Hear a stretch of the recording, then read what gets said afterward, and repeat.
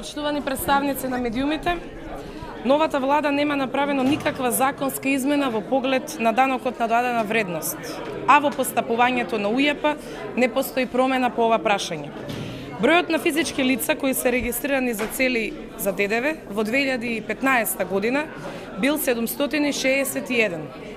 Во 2016 година бил 1059, а во 2017 година 1185.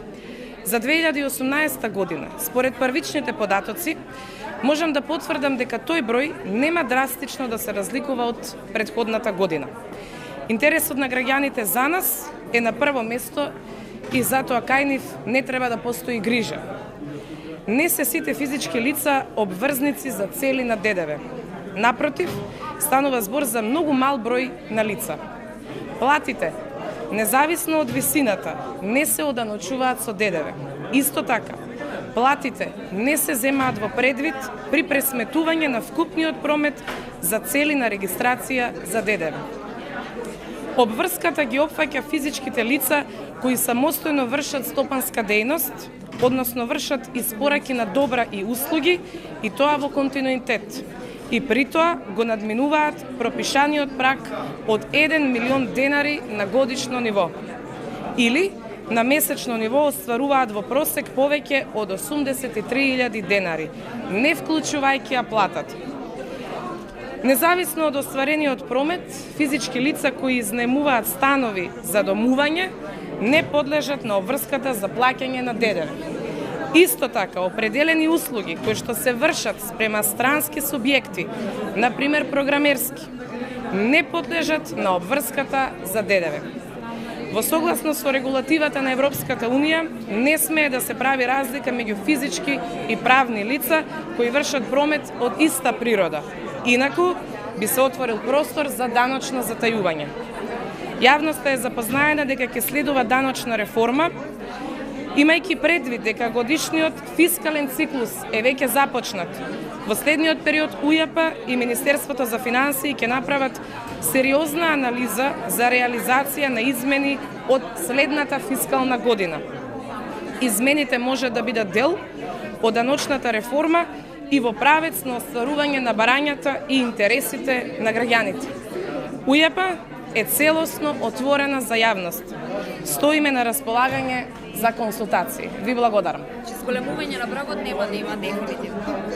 Кажав, значи, бидејќи е започнат фискалниот циклус за оваа година, од следната година ќе го слушнеме она што е најпроблематично од граѓаните и од другите фирми, ги правиме анализите и со Министерството за финансии ќе направиме да се направат бараните соодветни законски измени кои што го кренаа вниманието на јавноста, можам да кажам. Што правите во делот за општините кои се должници?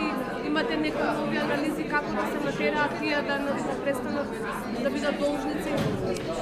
Континуирано, значи, се грижиме за состојбата на јавните предпријатија, бидејќи тие се најголемите должници. Континуирано и разговараме на регионално ниво, преку управата за јавни приходи, со првите луѓе во тие јавни предпријатија и со градоначалниците на општините од кај што потекнуваат тие јавни предпријатија. Сега наредната недела ќе одиме во Прилеп за тој регион да видиме каде може да се помогне и да најдеме еден начин на динамика на плаќање на долговите. Предходно бевме и во Штип пред некој месец, така да сакаме секој пат да сме во дослуг со нивните проблеми за да успееме да ја средиме нивната. Кој би бил начинот да се намалат долговите? Па гледаме каде има основ, некаде да се отвори репрограм, некаде да се постапи со превземање на долг, даночни гаранти, должникови должности, сето тоа што не го овозможува законот за даночна постапка.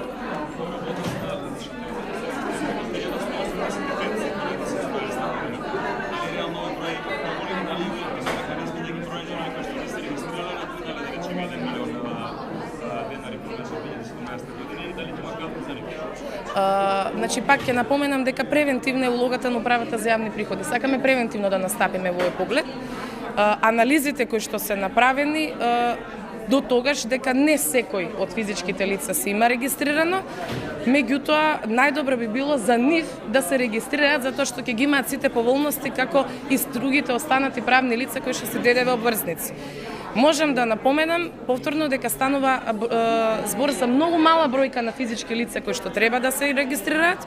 Пред се ќе го оставиме просторот за доброволно регистрирање, врз основа на тоа да ги избегнеме сите оние санкции кои што ни следуваат согласно законот.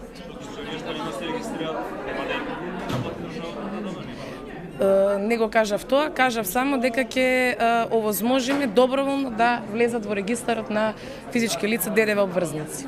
И со тоа ќе стапиме и во контакт поготово, затоа што имаме одреден систем кој што сега е надграден, нели, и ќе ги гледаме и приливите на секое физичко лице од година во година.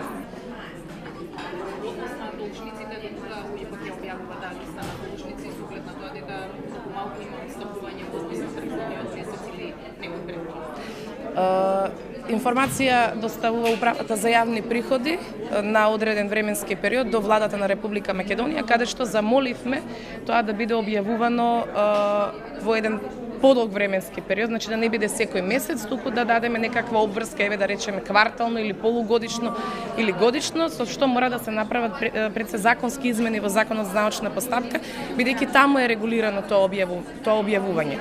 Во делот на сите оние даночни обврзници кои што се наоѓаат на листата на должници, како што одговорив и претходно, јавните предпријатија правиме интензивни разговори и на некој начин сакаме да излеземе во престрет за да истите тие им биде подобро и нивното функционирање, од друга страна да си немаат обврска спрема државата, која што е основна. Пред се имаме право и обврска да го полниме буџетот, а доколку има огромен број на должници и преголем толеранс спрема истите, тоа нема да го направиме.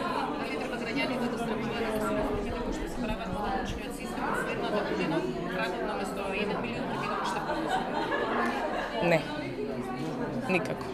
Уште само едно прашање, дали има вистина дека персоналниот данок за земјоделците е поведен заради тоа што требало да се добие грант кој треба да го надогради работењето, односно софтверот во Управата за јавни приходи. И токму ради тоа морало да бидат опфатени земјоделците? Не, прв пат слушам. Не.